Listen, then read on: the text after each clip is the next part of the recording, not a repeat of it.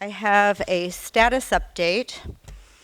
The board is considering options for the superintendent search process, and for purposes of transparency, the board will proceed with an external search for qualified candidates. The process will also include community participation. Further updates about the process and the timeline will be provided at subsequent board meetings. Some of you have said that you want to pause and you want to look at a nationwide search.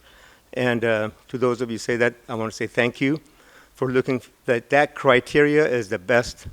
You're looking for the best and brightest person to lead this district. And for those of you that don't fall in that category, I simply request that please take a look, because this is the future of our community, the future of our kids, and they don't know what's at stake. They just want a great education, and so do we.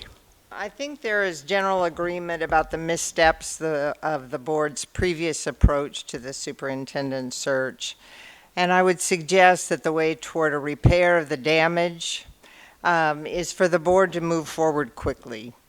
It should be the board's #1 priority over the next weeks to agree on a renewed and transparent process.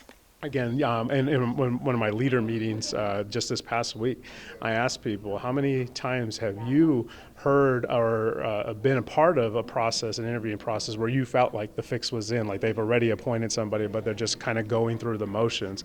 Over 60% of the folks raised their hand, right? Again, anecdotal, yet still, that is the culture that feels to be permeating this school district. We want to change that. The way they could have changed it is by having a very open and transparent process, and that just didn't happen yet. We hope that it does from this point forward. This brings me back to the definition of privilege. Let me remind you that it's a special right or immunity granted to a person or group.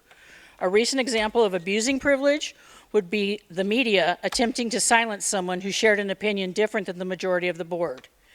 It is my understanding that the media should be reporting factual information and not sharing their bias. But we want to see the best and brightest, most transformative superintendent run this district.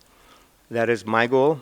And that should be I'm hoping that that's your goal, and that should be the only priority that you have. Please take a look at the chart behind me that shows the math and English scores by ethnicity. You can see that African Americans and Hispanics are the worst performers, and this is from EdSource, performers in the district in terms of math learning and English learning. And that's really despicable. Listen, I think there's some good things that have happened in this system over the years. At FTA, we've been trying to help move some of those things forward. I think if I had to give them a score over literacy or achievement gap, then they're failing. We can make assumptions about why folks are doing whatever they're doing. Our 74,000 students deserve the best leader we can find.